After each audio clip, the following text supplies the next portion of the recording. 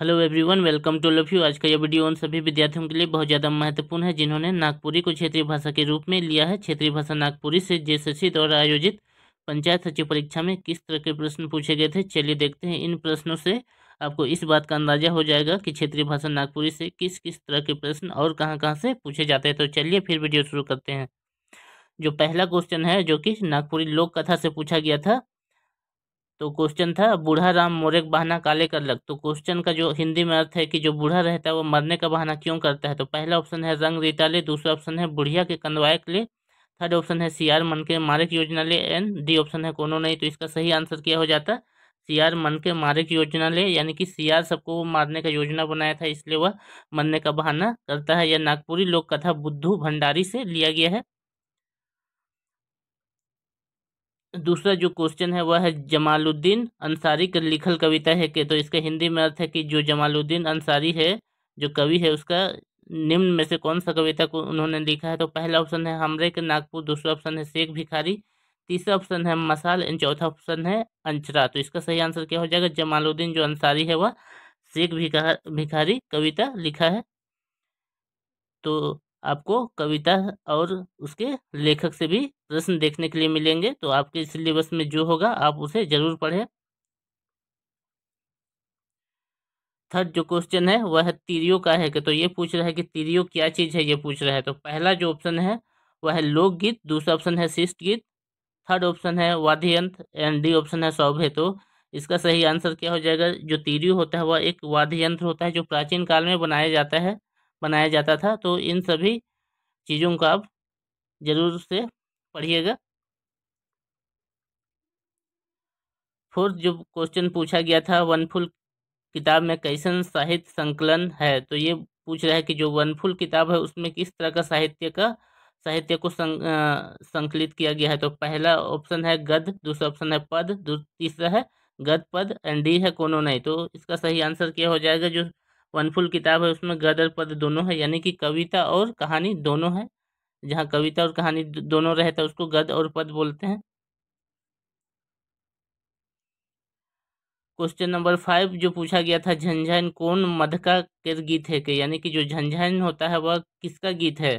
तो पहला जो ऑप्शन है जनानी, दूसरा ऑप्शन है मर्दानी, सी ऑप्शन है दुयो, एंड डी ऑप्शन है सौभे। तो जो पहला ऑप्शन है वह औरत लोग का गीत है झंझान है, ये पूछ बता रहा है। बी ऑप्शन है या फिर मर्द लोग का है, या फिर दोनों का है, या फिर सभे का है। तो इसका सही आंसर क्या हो जाएगा? ये जनानी लोग का गीत है जो कि पुत्र के जन्म के अवसर पे झंझान गीत गाया जाता है। तो गीत सबसे भी आपको प्रश्न देखने के लिए मिलेंगे, तो इन सभी बातों को आप याद रखिएगा।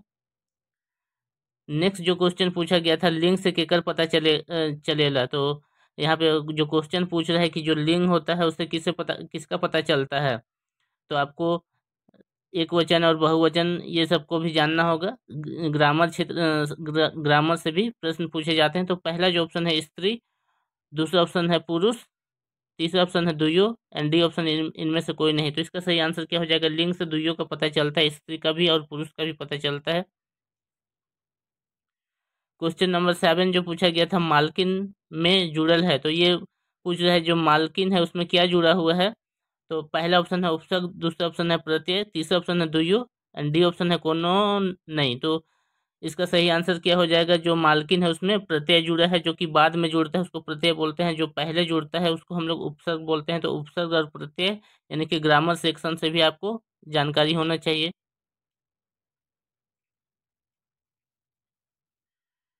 नेक्स्ट जो क्वेश्चन पूछा गया था लोक साहित्य संग्रहकर्ता में कौन गुण होवे के चाहिए, तो यह लोक साहित्य से पूछा गया था। लोक साहित्य का क्या विशेषता होता है उससे पूछा गया था।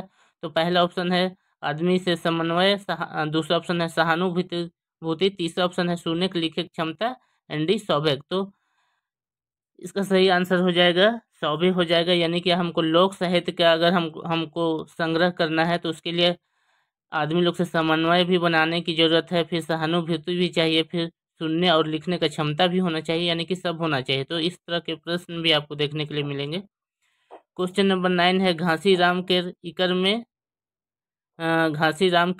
में गीत है के, तो क्वेश्चन नंबर 9 जो पूछा जा रहा है जो घासी राम जो कवि है उसका जो घासीराम कवि है इनमें से कौन सा वो गीत को लिखा है या फिर कौन सा कविता को लिखा है? तो पहला ऑप्शन है पावस ऋतु, दूसरा ऑप्शन है गणेश वंदना, तीसरा ऑप्शन आजादी का लहरा एंड डी है इन कोई नहीं। तो इसका सही आंसर क्या हो जाएगा जो घासीराम है वो कोई नहीं।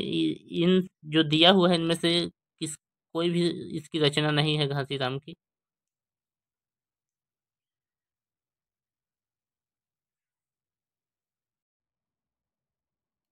क्वेश्चन नंबर 10 जो पूछा गया था, नागपुरी कौन भाषा समूह से आवेला? तो यह नागपुरी भाषा और उसका उद्भव और विकास इस टॉपिक से प्रश्न पूछा गया। तो पहला ऑप्शन है द्रविड़, दूसरा ऑप्शन है आर्य, तीसरा ऑप्शन है आग्नेय और चौथा ऑप्शन है अन्य आर्य। तो इसका सही आंसर क्या हो जाएगा? जो नागपुरी है वह आर्य भाषा समूह के अंतर्गत आता है।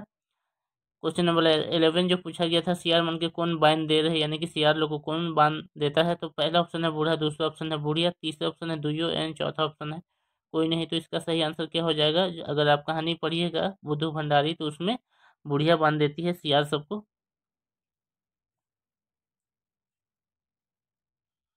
क्वेश्चन नंबर 12 जो पूछा गया था, कौन बेरा नागपुरी राजभाषा रहे? तो ये पूछ रहा है कि जो नागपुरी था है वह कब राजभाषा था? तो पहला ऑप्शन है मुगल काल में, दूसरा ऑप्शन है सल्तनत काल में, तीसरा ऑप्शन है नागवंशी काल में एंड चौथा ऑप्शन है अंग्रेज काल में। तो इसका सही आंसर क्या हो जाएगा? जो नागपुरी था वह नागवंशी राजा लोग के शासन काल में, जब नागवंशी राजा लोग जब झारखंड में शासन करता था तब नागपुरी राजभाषा हुआ करता था। क्वेश्चन नंबर 13 जो पूछा गया था, वनफुल भाग एक में संकलित है। तो ये पूछ रहा है कि जो वनफुल भाग एक है उसमें क्या क्या संकलित है? तो फर्स्ट ऑप्शन है कहानी, दूसरा ऑप्शन है कविता, थर्ड ऑप्शन है लोक कथा एंड चौथा ऑप्शन है सौभे। तो इसका सही आंसर क्या हो जाएगा? सौभे है, यानी कि वनफुल भाग वन में कहानी भी है, कविता भी है और लोक कथा भी है। क्वेश्चन नंबर 14 जो पूछा गया था, लोक साहित्य भाषा कैसन रहेला? तो जो क्वेश्चन नंबर 14 है ये पूछ रहा है कि जो लोक कथा होता है उसका भाषा कैसा होता है? पहला ऑप्शन है अंग्रेजी, दूसरा ऑप्शन है हिंदी, तीसरा ऑप्शन है स्थानीय एंड चौथा ऑप्शन है कैथी। तो इसका सही आंसर क्या हो जाएगा? जो लोक साहित्य होता है उसका भाषा होता है स्थानीय भाषा में लोक साहित्य को लिखा जाता है। क्वेश्चन नंबर 15 जो पूछा गया था, फगवा पुछारी गीत के तुलना केकर से करल जा सकेला? तो ये पूछा जा रहा है कि फगवा जो पुछारी गीत है उसका तुलना किससे किया जा सकता है? तो गीत से भी आपको प्रश्न देखने के लिए मिलेंगे। तो पहला ऑप्शन है कजरी, दूसरा ऑप्शन है जतरा, तीसरा ऑप्शन है कव्वाली एंड चौथा ऑप्शन है टूसू। तो फगवा पुछारी जो गीत होता है उसका तुलना हम लोग कव्वाली से कर सकते हैं, यानी कि क्वेश्चन आंसर वाला टाइप का गीत होता है, क्वेश्चन आंसर टाइप का क्वेश्चन पूछा जाता है फिर उसका आंसर भी दिया जाता है गीते के माध्यम से। क्वेश्चन नंबर 16 जो पूछा गया था, बेल फर्मकार है। तो ये भी कहानी से पूछा गया है, नागपुरी लोक कथा से पूछा गया है। तो पहला ऑप्शन है सोना, दूसरा ऑप्शन है चांदी, तीसरा ऑप्शन है लोहा एंड चौथा ऑप्शन है केस। तो इसका सही आंसर क्या हो जाएगा? इसका सही आंसर हो जाएगा केस। तो इस तरह से आपके सिलेबस के आधार पर जो जो नागपुरी लोक कथा के विषय में दिया है पढ़ने के लिए, तो उन सभी नागपुरी लोक कथा को आप पढ़ लीजिए ताकि आप आपसे कोई भी प्रश्न ना छूटे, क्योंकि लोक कथा से आपको प्रश्न देखने के लिए जरूर मिलेंगे, चाहे आप किसी भी लेवल की तैयारी कर रहे हो, चाहे वह इंटरमीडिएट लेवल की हो या फिर ग्रेजुएशन लेवल की हो। तो जो जो अगर कहानी पढ़ने के लिए दिया गया है सिलेबस में उन सभी कहानी को आप एक बार अच्छा तरह से पढ़ ले। नेक्स्ट जो क्वेश्चन पूछा गया था वह वो क्वेश्चन नंबर 70 जो कि है बरखा ऋतु कौन बेरा राग कर गीत है के? तो गीत और राग से भी सवाल पूछा जाएगा। तो पहला ऑप्शन है पावस, दूसरा ऑप्शन है डमकच, तीसरा ऑप्शन है लुझियन, चौथा ऑप्शन है झूमर। तो इसका सही आंसर हो जाएगा जो बरखा ऋतु बेरा में पावस गीत गाया जाता है। क्वेश्चन नंबर 18 जो पूछा गया था, संसार सागर गीत या फिर कविता कौन राग ऊपरे आधारित है? तो ये भी जो क्वेश्चन है वह राग के ऊपर में आधारित है। तो पहला ऑप्शन है डमकच, दूसरा ऑप्शन है पावस, तीसरा ऑप्शन है बांग्ला झूमर एंड चौथा ऑप्शन है उदासी। तो यहाँ पे जो संसार सागर जो गीत दे दिया है या फिर जो कविता दे दिया है वह बांग्ला झूमर राग पे आधारित है। क्वेश्चन नंबर 19 जो पूछा गया था, वह लक्ष्मीन कौन कहानी का पात्र है के? यानी कि जो लक्ष्मीन होती है वो कौन सी कहानी की पात्र है? तो पहला ऑप्शन है सेठरा, दूसरा ऑप्शन है धड़क झगड़ा, तीसरा ऑप्शन है सुगिया एंड चौथा ऑप्शन है सांझ, तो इसका सही आंसर क्या हो जाएगा? धड़क झगड़ा, यानी कि जितने भी यहाँ पे कहानी के नाम दिए हैं सारे के सारे सिलेबस में थे। क्वेश्चन नंबर 20 जो पूछा गया था, और बिहा में कौन राग कर गीत गावल जाला, तो ये पूछा जा रहा है कि जब शादी होता है तो कौन सा राग गाया जाता है। तो ऑप्शन नंबर फर्स्ट है पावस, ऑप्शन नंबर सेकंड है उदासी, ऑप्शन नंबर थर्ड है Domkach, and option number fourth है लूझी। तो इसका सही आंसर क्या हो जाएगा कि विवाह के समय डमकच गीत गाया जाता है, ये गर्मी में उदासी गीत गाया जाता है, और पावस होता है वह वर्षा ऋतु के समय गाया जाता है। तो जितने भी गीत हैं उसके गाने के जो समय है उन सभी को आप लोग जरूर से जरूर पढ़ लीजिएगा। नेक्स्ट जो क्वेश्चन है वह है 21, वह है महाभारत काल में खूब भेटायला। तो ये पूछा जा रहा है कि जो महाभारत काल था, जब महाभारत हुआ था उस समय क्या बहुत ज़्यादा हम लोग को मिलता है। तो पहला है कहानी, दूसरा है उपन्यास, तीसरा है ऑप्शन है लोक गाथा, एंड चौथा ऑप्शन है सौभे। तो इसका सही आंसर क्या हो जाएगा कि जो महाभारत काल होता है उसमें कहानी खूब मिलता है हम लोग को। क्वेश्चन नंबर 22 जो पूछा गया है, लोक साहित्य संकलक करे कैसन काम है, यानी कि बता पूछ रहा है कि जो लोक साहित्य है उसका संकलन करना किस तरह का काम है, ये पूछ रहा है। तो ऑप्शन नंबर फर्स्ट है सहज, ऑप्शन नंबर सेकंड है कठिन, ऑप्शन नंबर थर्ड है सहज और कठिन, एंड ऑप्शन नंबर डी है कोनो नहीं। तो इसका सही आंसर क्या हो जाएगा कि लोक साहित्य को संकलन करना कठिन काम है। क्वेश्चन नंबर 23 जो पूछा गया था, नागपुरी गीत में पावल जायला। तो ये पूछ रहा है कि जो नागपुरी गीत होता है उसमें क्या क्या पाया जाता है, अलंकार होता है क्या? क्वेश्चन नंबर बी है मधुर रूप होता है, क्वेश्चन नंबर सी है प्रतीक रूप होता है, एंड डी है सौभे। यानी कि इसका सही आंसर क्या हो जाएगा कि जो नागपुरी लोक गीत होता है उसमें अलंकार भी होता है, मधुर रूप भी होता है, प्रतीक रूप भी होता है, तो इसमें सब होता है। क्वेश्चन नंबर 24 जो पूछा गया था, लोक शब्द का प्रयोग होई है। तो यहाँ पे पूछ रहे हैं जो लोक जिसका अर्थ होता है इंसानों से संबंधित होता है, जो लोक शब्द इस शब्द का प्रयोग होए है, यानी कि कहाँ पे इसका प्रयोग हुआ है। तो पहला ऑप्शन है ऋग्वेद में, दूसरा ऑप्शन है उपनिषद में, थर्ड ऑप्शन है ऋग्वेद और उपनिषद दोनों में, एन डी है कोई नहीं। तो इसका सही आंसर क्या हो जाएगा? इसका सही आंसर हो जाएगा ऋग्वेद और उपनिषद दोनों में लोक शब्द का प्रयोग हुआ है।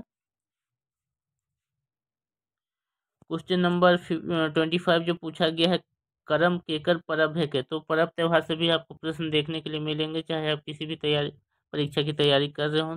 तो पहला ऑप्शन है जनजाति, दूसरा ऑप्शन है सदान, तीसरा ऑप्शन है दुयो, एंड डी ऑप्शन है कोनो नहीं। तो इसका सही आंसर क्या हो जाए? जो करम परब होता है या फिर करम त्योहार होता है जो झारखंड में मनाया जाता है, तो वो आदिवासी जनजातियों का त्योहार है। इसको जनजाति लोग भी मनाते हैं, सदान भी मनाते हैं। तो इसका सही आंसर क्या हो जाएगा? दुइयो हो जाएगा।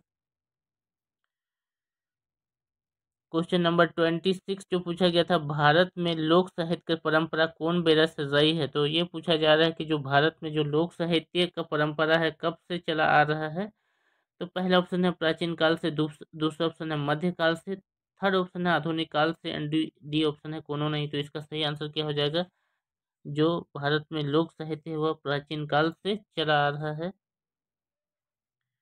क्वेश्चन नंबर 27 जो पूछा गया था, इकर में कौन गीत है के। तो यहाँ पे चार ऑप्शन दिया गया है, पूछ लिया गया है कि कौन सा गीत है। तो पहला है चौधरी दादा, तीसरा ऑप्शन है अम्बा मंजरे, क्वेश्चन नंबर सी है पंच, एंड डी है सौभे। तो इसका सही आंसर क्या हो जाएगा? अम्बा मंजरे। बहुत ये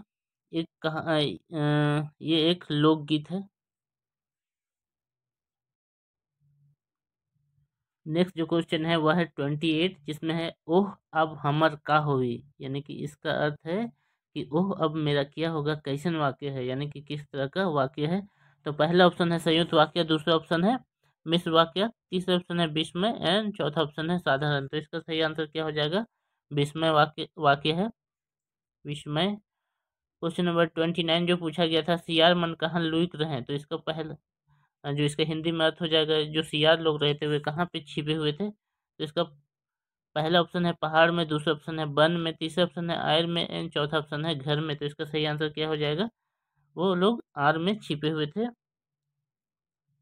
क्वेश्चन नंबर 13 जो पूछा गया था, स्थानवाचक अव्यय के उदाहरण है के, तो यहाँ पे अव्यय से भी प्रश्न पूछे गए हैं, यानी कि ग्रामर सेक्शन से आपको सारे के सारे अच्छे से पढ़ने होंगे। तो पहला ऑप्शन है भतखैया, दूसरा ऑप्शन है हुआ, तीसरा ऑप्शन है उखन एंड चौथा ऑप्शन है बिहा। तो इसका सही आंसर क्या हो जाएगा? हुआ जो होता है वह है स्थानवाचक अव्यय। क्वेश्चन नंबर 31 जो पूछा गया है, शकुंतला मिश्र के लिखल कहानी है के, तो यहाँ पे जो भी राइटर है उन्होंने कौन कौन से कहानी लिखा है, इन सभी बातों को भी आपको जानने की जरूरत है। तो पहला ऑप्शन है शीत बसंत, दूसरा ऑप्शन है बितना राम, थर्ड ऑप्शन है Budhu Bhandari and fourth option है छोटकी बहुरिया। तो इसका सही आंसर क्या हो जाएगा? जो शकुंतला मिश्र जो कहानी लिखी है वनफूल वन में, वह है शीत बसंत। क्वेश्चन नंबर 32 जो पूछा गया था, नागपुरी में छ कर प्रयोग कौन वन खातिर होवेला। तो यहाँ पे जो पूछ रहा है कि जो नागपुरी में जो छ का प्रयोग किस वन के लिए होता है, तो ऑप्शन है पहला प्र, दूसरा ऑप्शन है छ, थर्ड ऑप्शन है स एंड डी है अना। तो इसका सही आंसर क्या हो जाएगा? इसके लिए बी ऑप्शन के लिए होता है। क्वेश्चन नंबर 33 जो पूछा गया था, धनेन्द्र प्रवाही के लिखल कविता है कि, तो यहाँ पे कौन कौन से कवि ने कौन कौन से कविता लिखे हैं, इससे भी प्रश्न होते हैं। तो पहला ऑप्शन है जागरण गीत, दूसरा ऑप्शन है माया में भरमाल, तीसरा ऑप्शन है वन एंड चौथा ऑप्शन है किसान। तो इसका सही आंसर क्या हो जाएगा? जो धनेन्द्र प्रवाही है वह जागरण गीत को लिखे हैं। क्वेश्चन नंबर 34 जो पूछा गया है, नागपुर में लोक साहित्य पावल जायला। तो ये बता रहा है, ये पूछा जा रहा है कि जो नागपुरी है उसमें से लोक साहित्य पाया जाता है। तो पहला ऑप्शन है बहुत ज़्यादा, दूसरा ऑप्शन है बहुत कम, तीसरा ऑप्शन है एकदम नगण्य एंड डी है कोनो नहीं। तो इसका सही आंसर क्या हो जाएगा? जो नागपुरी लोक साहित्य बहुत ज़्यादा पाया जाता है। क्वेश्चन नंबर 35 जो पूछा गया था, लोक साहित्य संकलन में मुख्य मुद्द समस्या है। तो यहाँ पे बोल रहा है कि जो लोक साहित्य है उसका संकलन करने में मेन समस्या क्या है। तो पहला है संकुचित मनोवृत्ति, दूसरा है पर्दा प्रथा, तीसरा ऑप्शन है दोहराएक अभाव एंड चौथा ऑप्शन है सभ्य। तो ये सारे के सारे हैं वो लोक साहित्य के संकलन में मुख्य बाधा है। क्वेश्चन नंबर 36 जो पूछा गया था, बूढ़ा सियार मन के का से मारलक। तो यहाँ पे जो पूछ रहा है, ये कहानी है, लोक कथा से सवाल आया हुआ था ये। तो यहाँ पे पूछ रहा है कि जो बूढ़ा रहता है वो सियार को सियार लोग को क्या चीज से मारता है। तो पहला ऑप्शन था पासा से, दूसरा ऑप्शन है कोढ़ी से, तीसरा ऑप्शन है तलवार से एंड चौथा ऑप्शन है टांगा से। तो इसका सही आंसर क्या हो जाएगा? कि टांगा से मारता है बूढ़ा सियार सबको। तो ये थे महत्वपूर्ण प्रश्न। अगर आपको ये वीडियो अच्छा लगा हो, अगर आप आगे और इस तरह की वीडियो देखना चाहते हैं, तो ज़रूर से ज़रूर अपने दोस्तों में इस वीडियो को शेयर कीजिए। और आपने अभी तक हमारे चैनल को सब्सक्राइब नहीं किया है, तो हमारे चैनल को जरूर से सब्सक्राइब कर दीजिए, ताकि इस तरह की और भी वीडियो आप तक जल्द से जल्द पहुँचे। Thanks for watching.